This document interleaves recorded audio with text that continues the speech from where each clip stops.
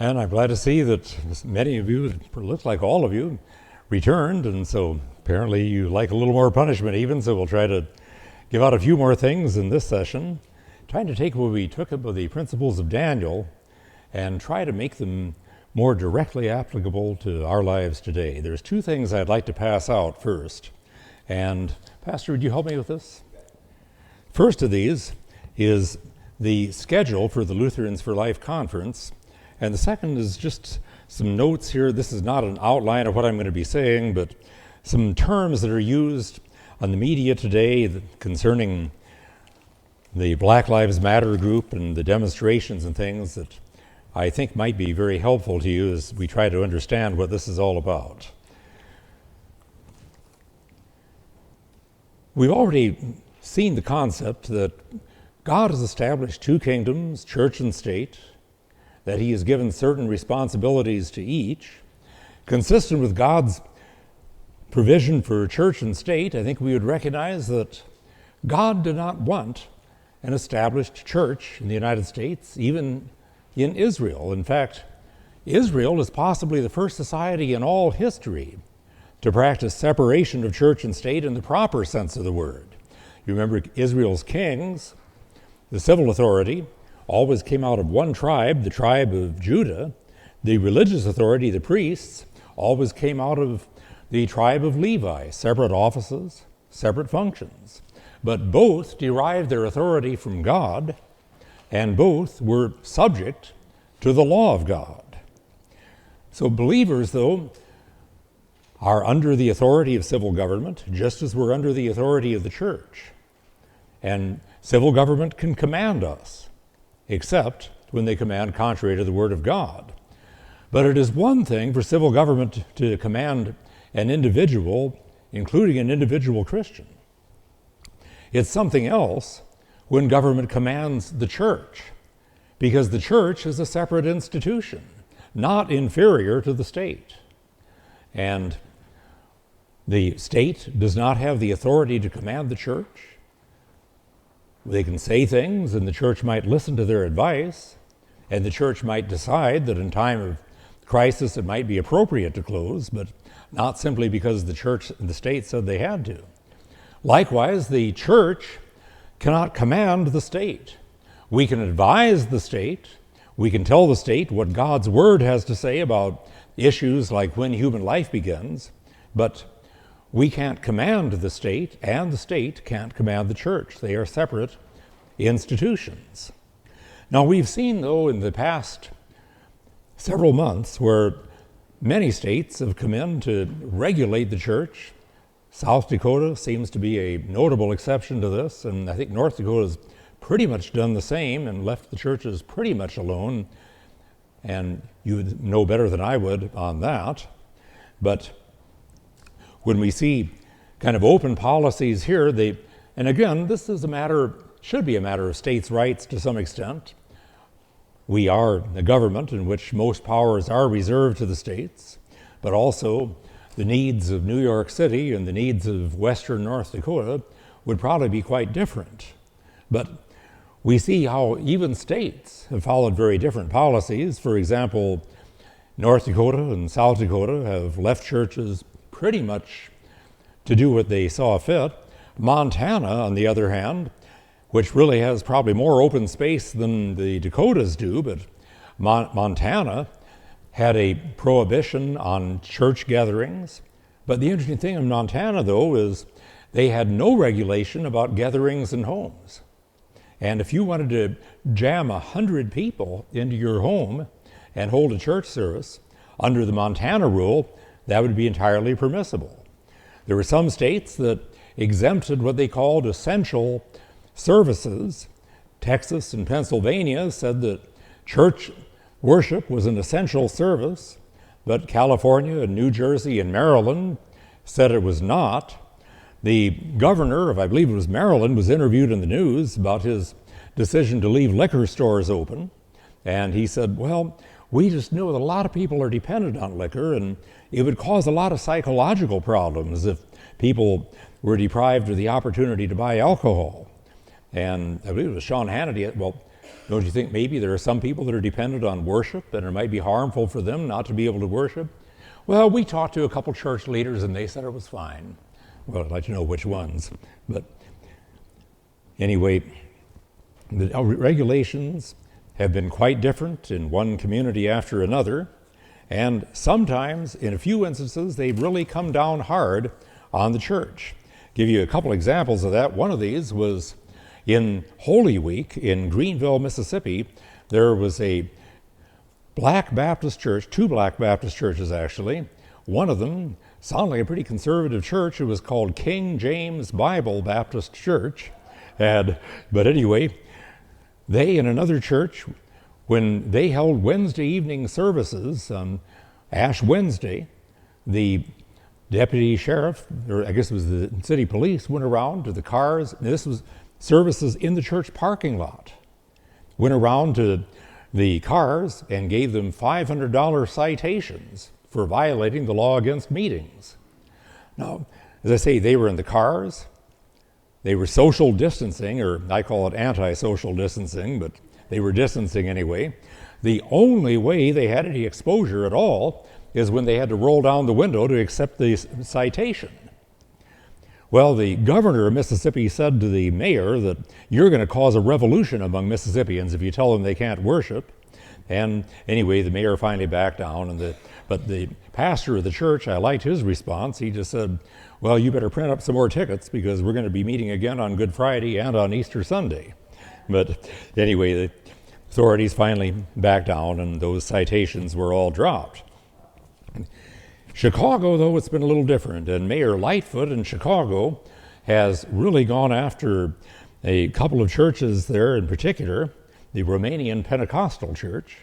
And on Sunday, May 17th, Mayor Lightfoot blocked off 9 blocks around the churches, posting no parking signs, hoping she would get the neighborhood mad at the church. However, well, it seemed like they got mad at her instead, but when the churches were not even using street parking for their services, the aldermen sent letters to the neighbors of the churches instructing them not to park on the street from 7 a.m. to 9 p.m.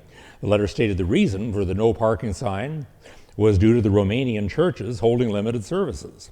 When Mayor Lightfoot realized that this tactic was backfiring, she stationed police Sunday night at the entrance to the private parking lot of Elam Romanian Pentecostal Church.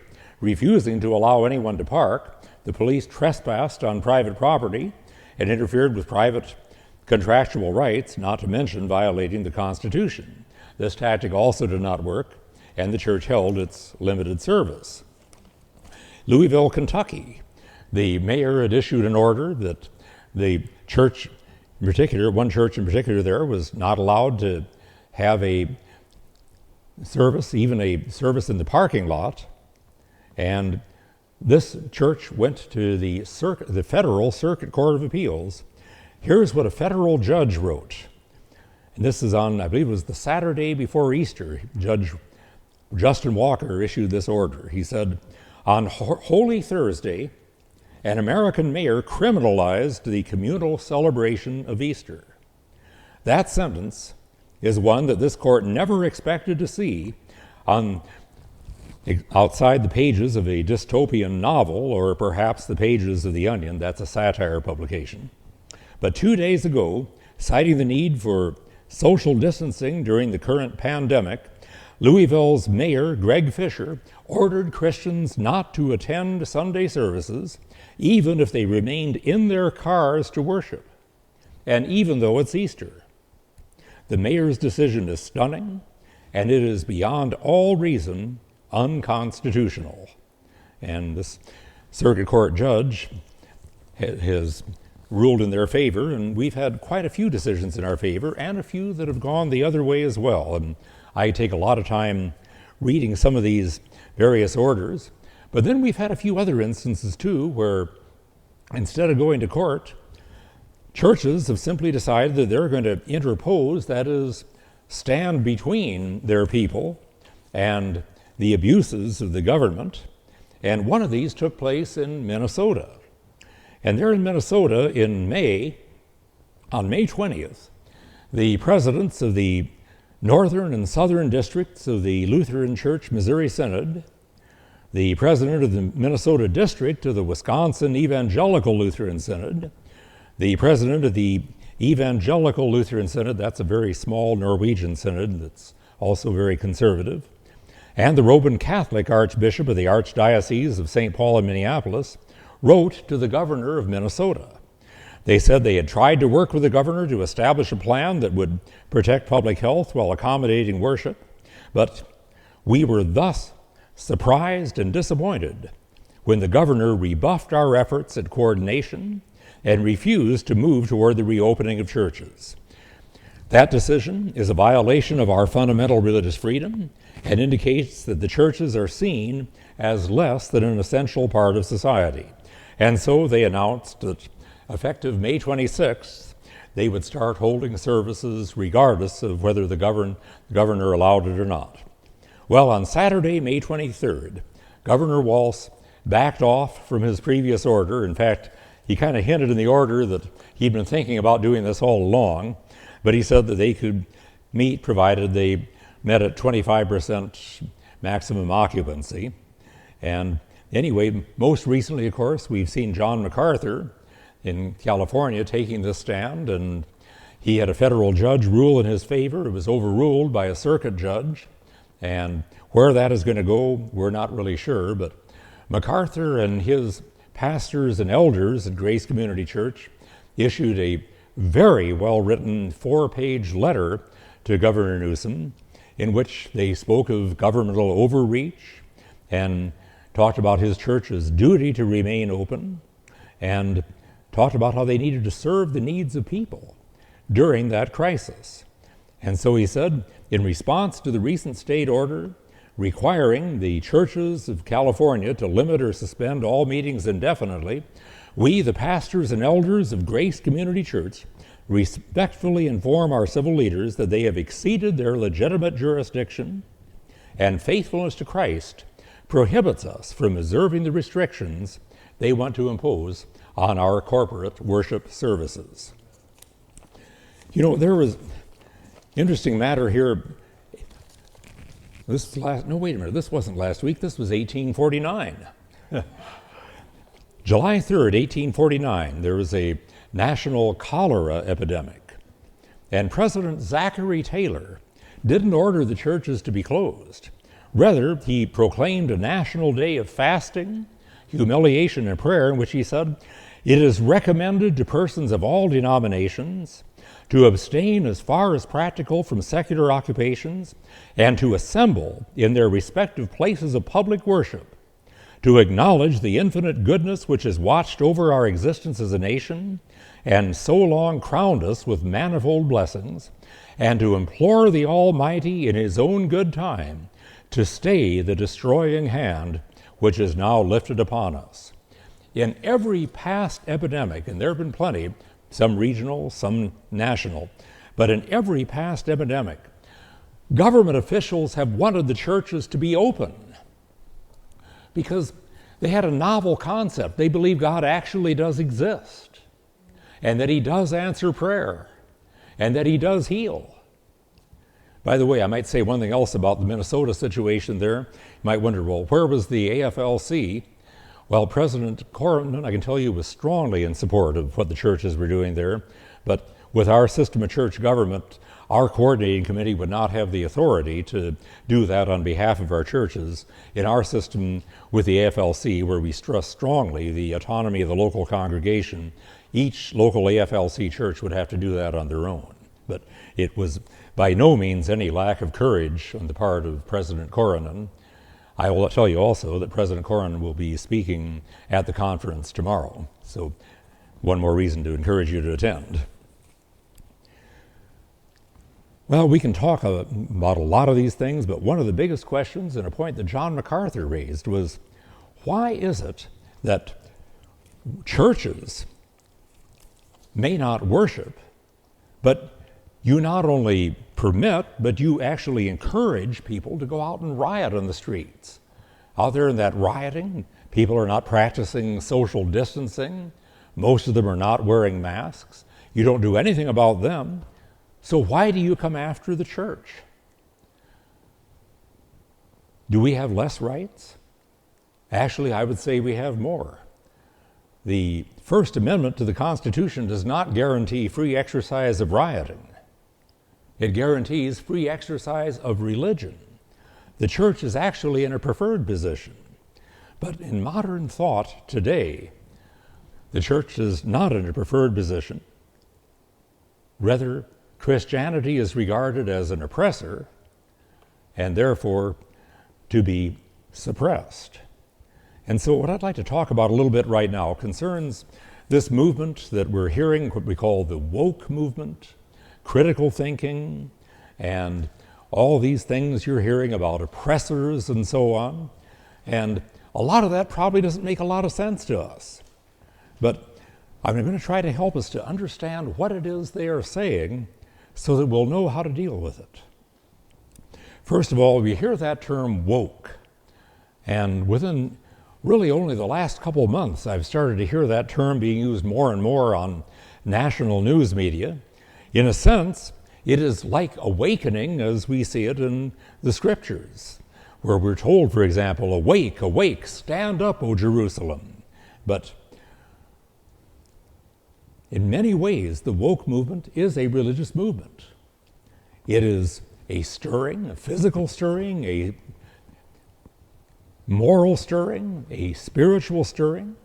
It is a term that is used to mean becoming socially aware, to be alert to injustice, and especially racism.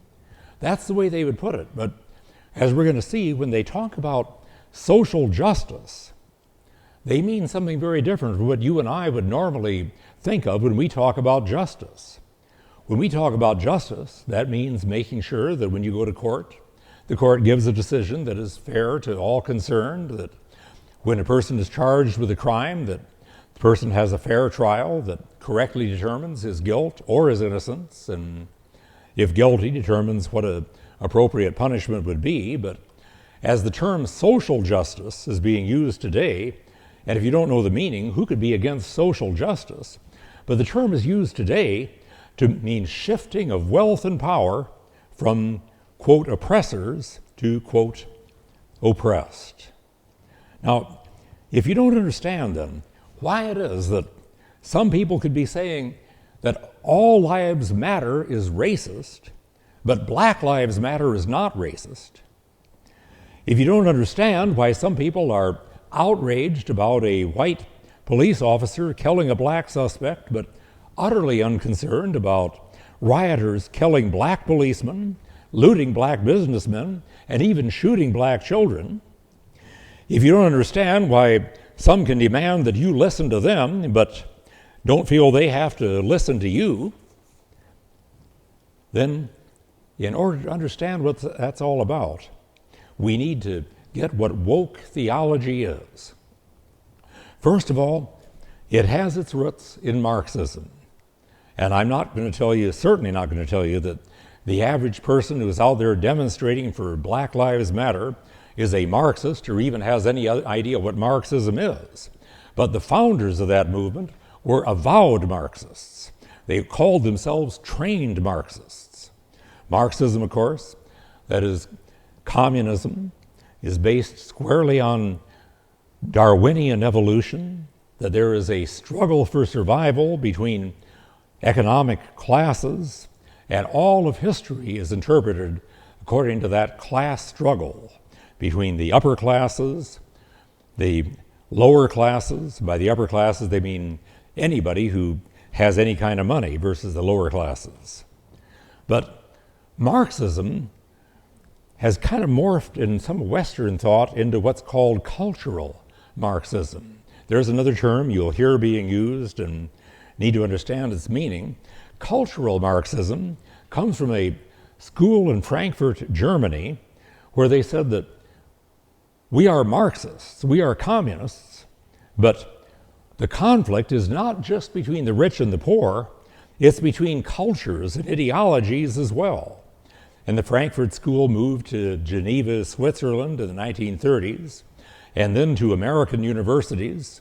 And some of us here are old enough to remember all the riots of the 1960s, the Students for a Democratic Society and so on, those were strongly influenced by the Frankfurt School and its adherents in the United States.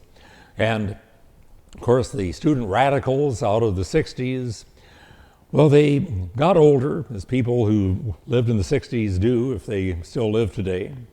As they got older, some of them went to work and decided making a profit and supporting a family isn't all that evil after all. But others held on to their ideology and they went on to take positions in universities and the like, and are now influencing a new generation. And what we're seeing on the streets today is a new generation reenacting what was done back there in the 1960s. And so what they're trying to do, they say, is change the culture, not just replace the rich with the poor, but change the culture. And we change the culture by raising consciousness. And there's another term you'll hear. Raising consciousness simply means creating awareness of oppression. There's oppression everywhere. I know there isn't, but that's what they believe. Oppression is all over the place. And so as we raise oppression, we need to make people conscious of what class, what social class they need to identify with. The ultimate goal here, as they would put it, and they'll never achieve this, of course, but the ultimate goal is absolute equality in every respect, in which nobody oppresses anybody else. But never is it going to work that way, because human nature simply doesn't change. The only thing that changes human nature is the grace of the Lord Jesus Christ. But the idea here is we're going to end all this oppression, and we will achieve equality. I've heard it said, and you might have to think about this a little bit, that under communism, under capitalism, man oppresses his fellow man. Under communism, it's the other way around. Well, think about that a moment. What it just means is you get new oppressors and new oppressed. Another part of this is the way they look at the whole economic society, and they would call our economic society today, the term is zero-sum game. Let me explain what they mean by a zero-sum game. That means there is no more wealth ever created, no wealth destroyed. The amount of wealth always remains the same. And so, anytime you earn $1, you've taken $1 away from somebody else. If you become $1 richer, you've made somebody else $1 poorer. If you become a lot richer, then either you've made somebody else much poorer, or you've made a lot of people a little bit poorer. And so that's what economics is all about, just simply redistributing a set amount of wealth. Now, first of all, that's nonsense economics, because instead of economics being a zero-sum game, the amount of wealth grows. If you go out and build a farm and cultivate that farm and so on, you are creating wealth. If you set up a factory and manufacture a product, and you hire people to work in that factory, give them jobs, and then you take that product, and you distribute it to stores and it's sold to people and so on, you aren't robbing other people. You aren't taking wealth away from other people. You are creating new wealth. And that's how we have built this country from the relatively poor country that it was when we were founded into the economy like we have today. Because under capitalism, we create wealth, and wealth grows for all. Now we have a term here, intersectionality. That's a complex term, but it's pretty key to understanding all of this. Intersectionality. This means that your moral authority, as well as your identity, is based upon what categories or identity groups you belong to. Because all identity groups, whether it's religious groups, whether it's gender, whether it's a sexual orientation, whether it is race. They're divided into oppressor groups and oppressed groups. Whites are oppressors. Blacks are oppressed. Hispanics are sort of oppressed. Asians are sort of oppressors. Men are oppressors. Women are oppressed. Christians, well, they oppress everybody. And so we have every right to be against Christians. Citizens are oppressors. Non-citizens are oppressed. Well, the list goes on and on. But the more oppressor groups you can identify with, the more moral authority you have to speak out against injustice. The less, or the more oppressor groups you identify with, the less authority. In other words, if you are a poor, disabled, lesbian, illegal alien, pagan, non-white female, you have great moral authority to speak out against oppression because you belong to all of these oppressed groups. Now, if you are a male and white and a citizen and rich, by rich they seem to mean anybody who isn't completely poor, and if you are straight sexually, and if you're not disabled, then you have no moral authority whatsoever. Now, I was serving as a poll watcher in an election several years ago in Alabama, and it was in a almost entirely black district.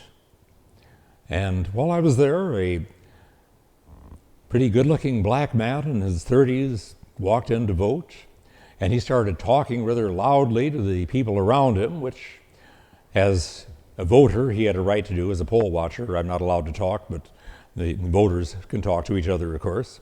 And he was just saying rather loudly, I've decided that I'm not for the Republicans, and I'm not for the Democrats. I'm for whatever is good for the black man. All right. But what if I had said that exact same speech, except I'd said white man? I'd be lynched. Because I'm from an oppressor group, so I can't say that. He is from an oppressed group, so he can. It is not racism for oppressed groups to attack oppressors, only for oppressor groups to attack the oppressed. It is not sexism for oppressed sexes, or I guess there's only one oppressed sex, to attack the oppressor sex. Sexism is only when the oppressor sex attacks the oppressed sex, and so on, and so on, and so on. But understanding this helps us to understand a little bit where these people are coming from when they suggest you have no right to speak on this issue. And no, it's not a matter of we're going to decide everything by neutral, reasonable principles. Rather, we're going to decide things based upon siding with the oppressed. That's what the term critical theory means. As we see critical theory being used, especially in the law schools, we analyze law not according to what would produce a fair result for the individuals concerned, but rather how the law can be manipulated to benefit the oppressed and to disadvantage the oppressors. And I can go on to talk about white privilege and so many things like this. I'm just going to say that one thing else in this area is that when you look to one thing that is oppressive, it is the use of reason, evidence, and statistics themselves. That is white, male thinking, logic. Now, if that isn't logical, I mean, they present that as though it's a logical statement, which it isn't. But the point of the matter is, even logic is something that doesn't work to them. Rather, as they will view things, we determine truth based upon feeling, not based upon evidence, and certainly not based upon revelation. Now, what I've just said about Black Lives Matter does not apply necessarily to the average person who's out there on the street demonstrating And there are demonstrators. There are others who are not demonstrators at all, and I'm not going to call it demonstrators, people who are out there looting and people who are out there engaged in revolution and engaged in terrorism. That's not demonstration. But there are many out there in the streets who would not hold the kind of thinking I've just described. But the founders of Black Lives Matter were very clear that, number one, we are Marxist. Number two, we oppose the father-based family,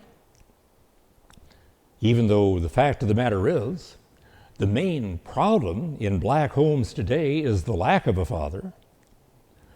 Strong support in the leadership of Black Lives Movement for the LGBTQ movement. Strong support also for abortion, even though minority babies are aborted in disproportionate numbers.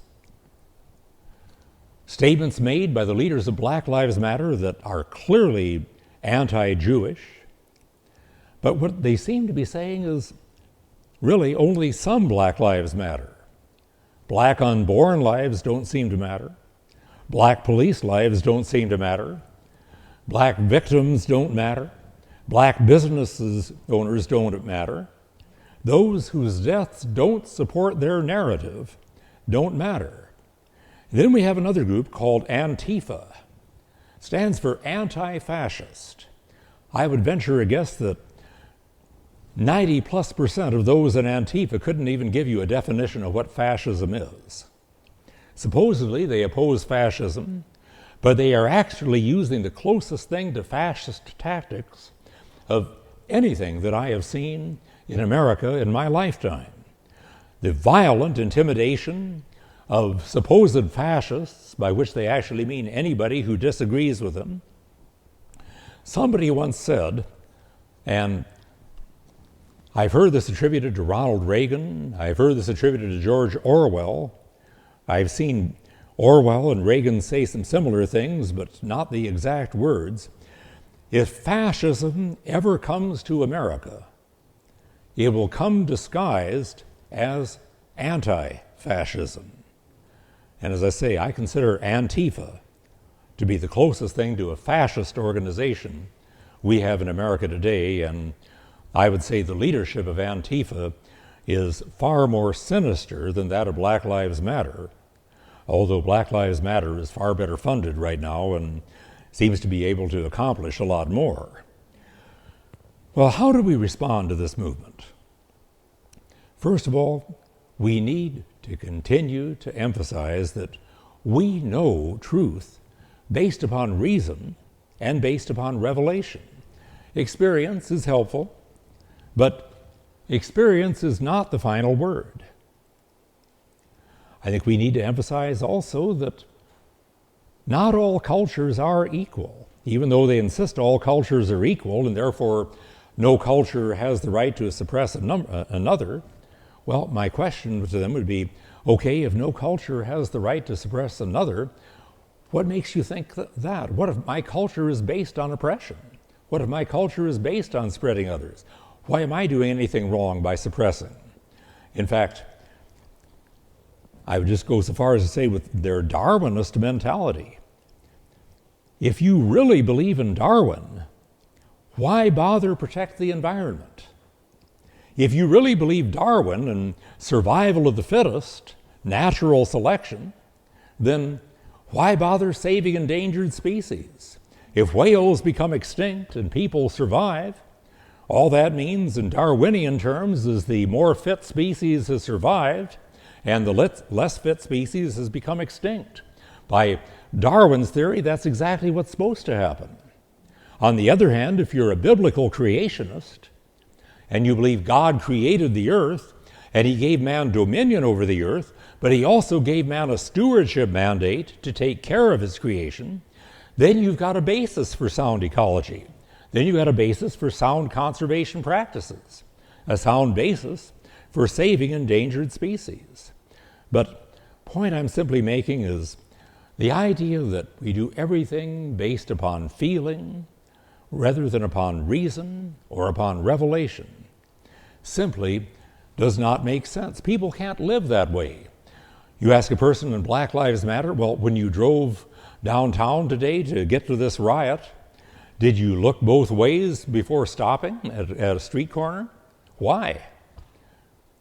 If you don't believe there's any objective reality out there, then that truck that seems to be coming, that's not part of your scheme of things, and so it doesn't matter. If you stop to get gas and you go to the gas station to get a quart of Pennzoil to put in your tank, and you also get a Dr. Pepper to drink, and you say to the gas station attendant, well, what do you think?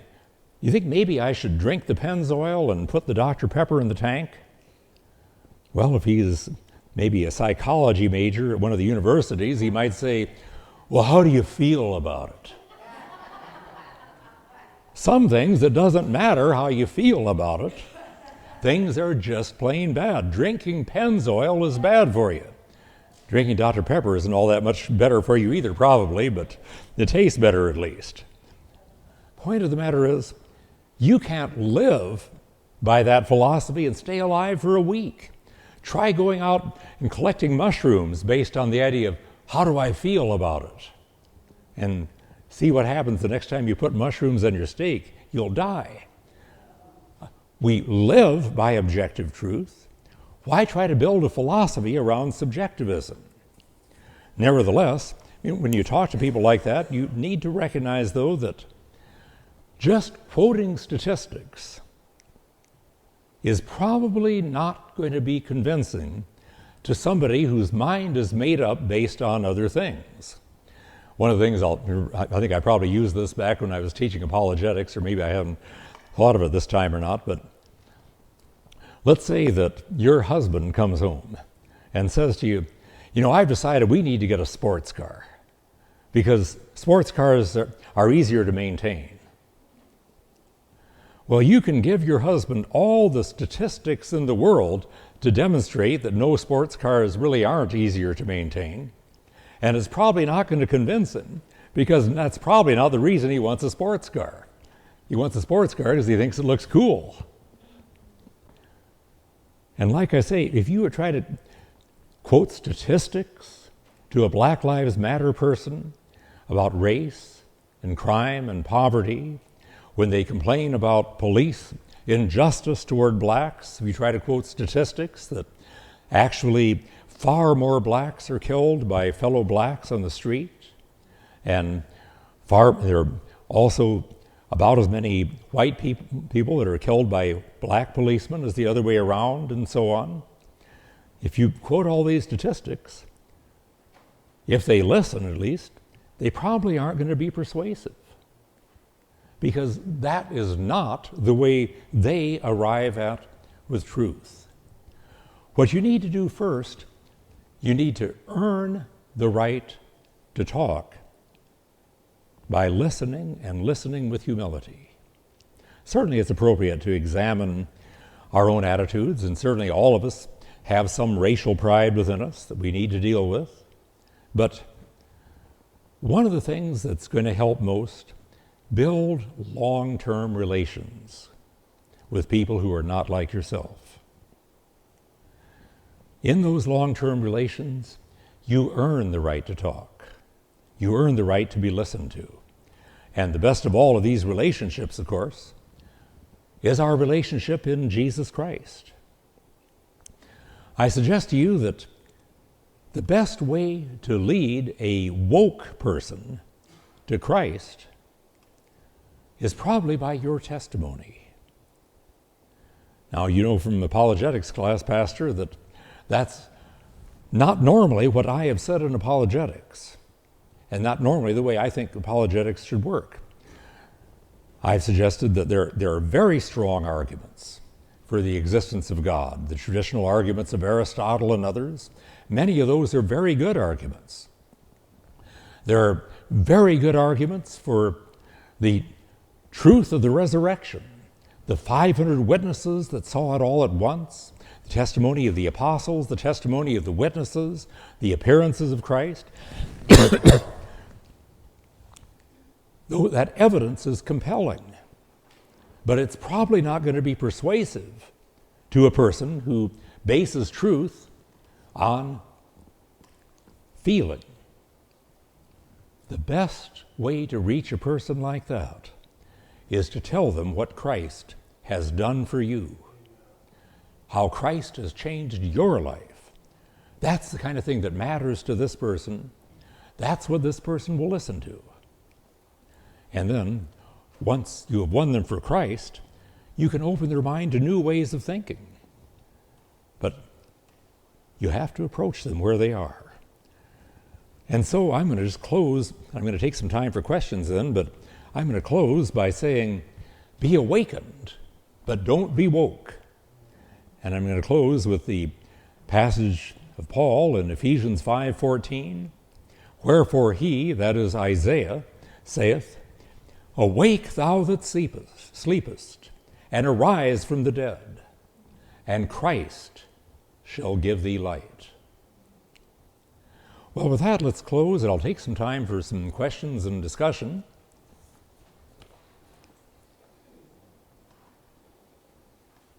Tom?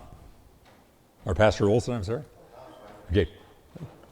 Oh, let me just tell you one thing quickly, that, Pastor Olson had been telling me that his kids, when they were younger, were watching DVDs and videos of mine, and when they saw me at an AFLC conference, they were amazed. They didn't think I was a real person.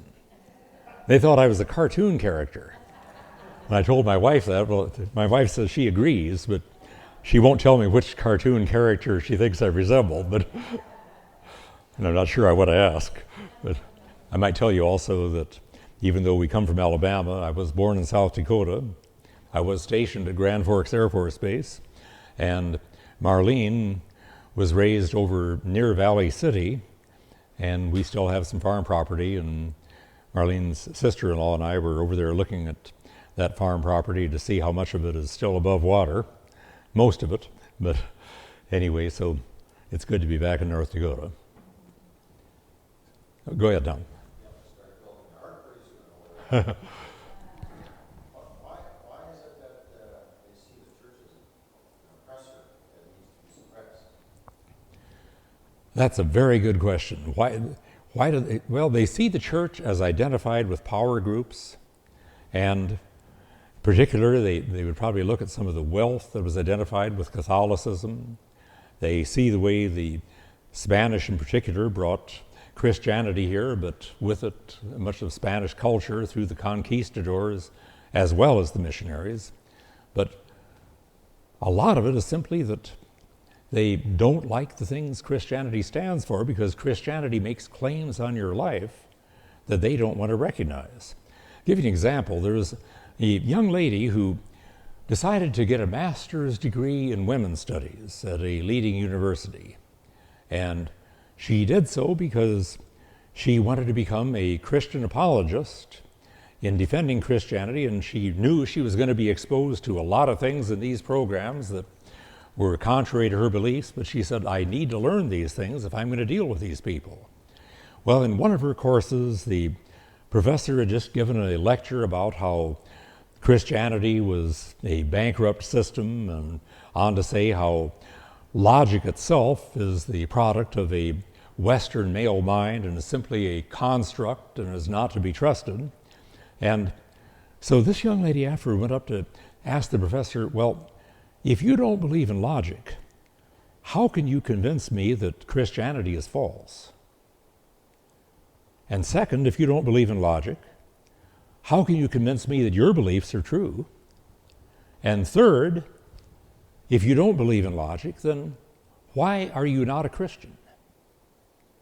The professor thought a moment and just answered, I just don't like Christianity. And there is the answer, I think, right there. But notice what she's done. She has reduced decisions that affect eternity to, like, which flavor of ice cream you prefer. Just a matter of personal preference. And really hasn't added anything to the debate at all. But I think that's a good part of it right there. They just don't like Christianity. Others? Let me just make a quick comment on that, and then I'll get to your question. Okay, quick comment on that is one thing that I used to puzzle about for a long time. Why is it that you don't find Islam and the gay and lesbian community at odds with one another?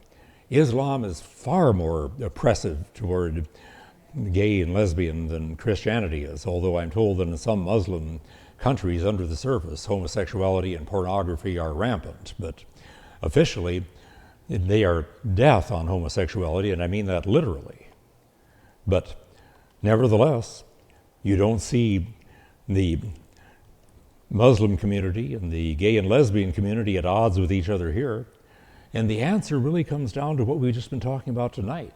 Both consider themselves oppressed groups, and both are facing a common oppressor, Christianity.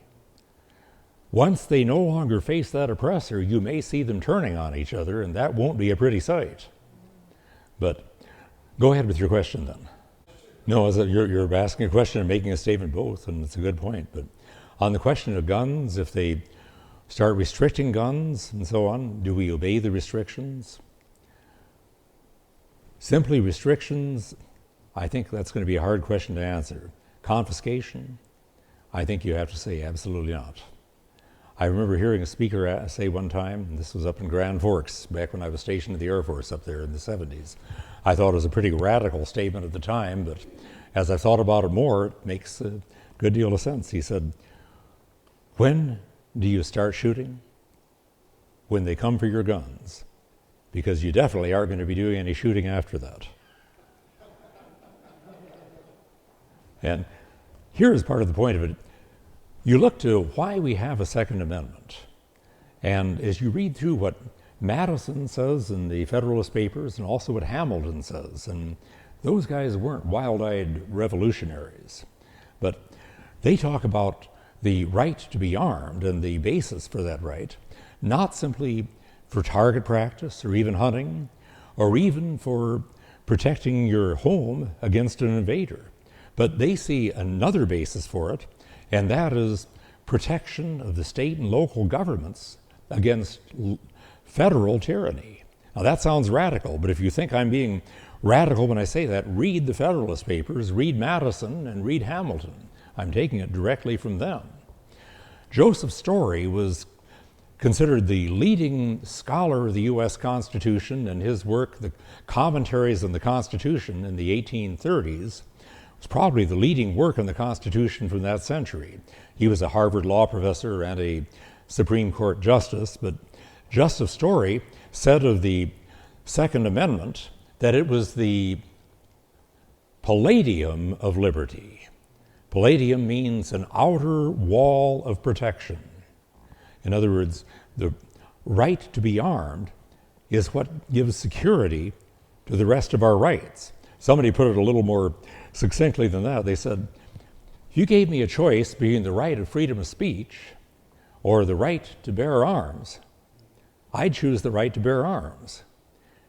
And then I can say whatever I want because I have a gun. No, I might just say that this is the church. I can tell you that the Lutheran Church traditionally has stood for belief in just warfare. Luther articulated that doctrine much the way Aquinas and Augustine had done so before. In one of the books in the back there, the book God and Caesar, I have a chapter that is devoted to war and military service and whether self-defense is justified. But at Dallas Theological Seminary, I wrote my thesis on it. It was 172 pages in length, and I could read it for you for the rest of the night if you'd like. But you may like to just get the condensed version out of the book. And go ahead. This is one by a former congressman from Texas, Steve Stockman, and it said, if babies had guns, they wouldn't be aborted. But go ahead. Well, amending the Constitution isn't an easy thing to do, and we are fortunate. You know, for quite some time there was an uncertainty whether the right to keep and bear arms simply meant the right of the state to maintain a state guard, or the individual right. Finally, about 10 years ago, or I think it was a little more than that, in the Heller versus District of Columbia case, the Supreme Court said that it is an individual right, and a couple of years later, they applied that right to the states in the McDonald case out of Illinois. So we do have clear constitutional protection and clear Supreme Court precedent supporting that right. But amending the Constitution would be a difficult process. It requires a 2/3 vote of both houses of Congress, and then ratification by 3/4 of the states. So it's difficult, but it could happen. And yes, I think that is a scary possibility.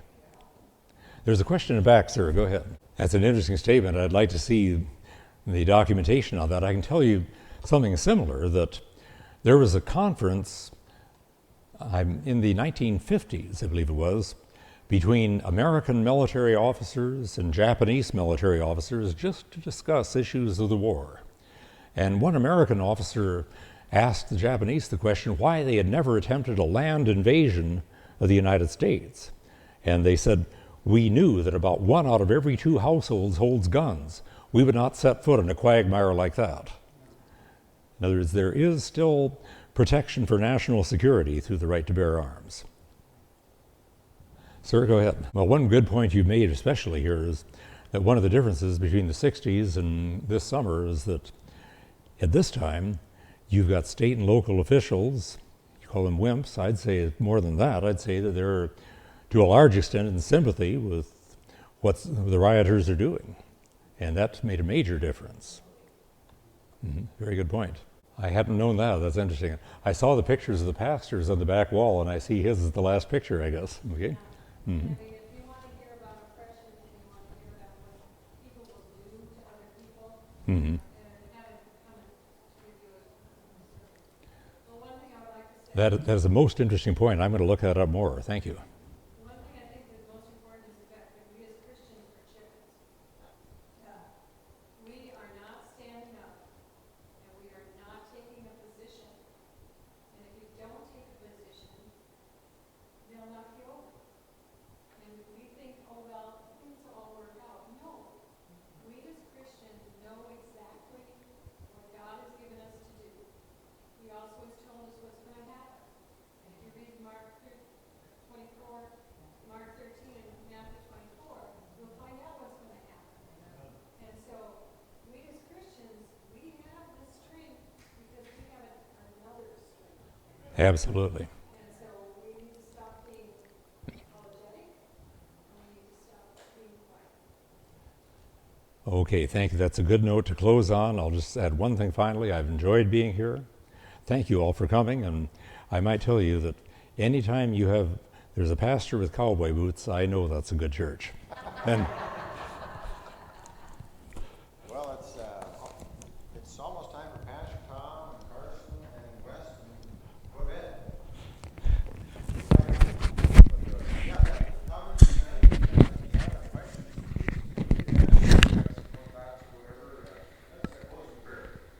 Lord, thank you for the day you've given to us, and thank you for the reminder to tell people how you have changed our lives, and that makes an impact. Personal testimony. Thank you, Jesus. So bless each one as they go home tonight. Thank you for sending Dr. Eidsmoe to us to teach us new things, and we just thank you, Lord. Bless his time tomorrow too at Lutherans for Life, and we thank you for this evening now. In Jesus' name, amen. Thanks for coming, and we'll see you next time.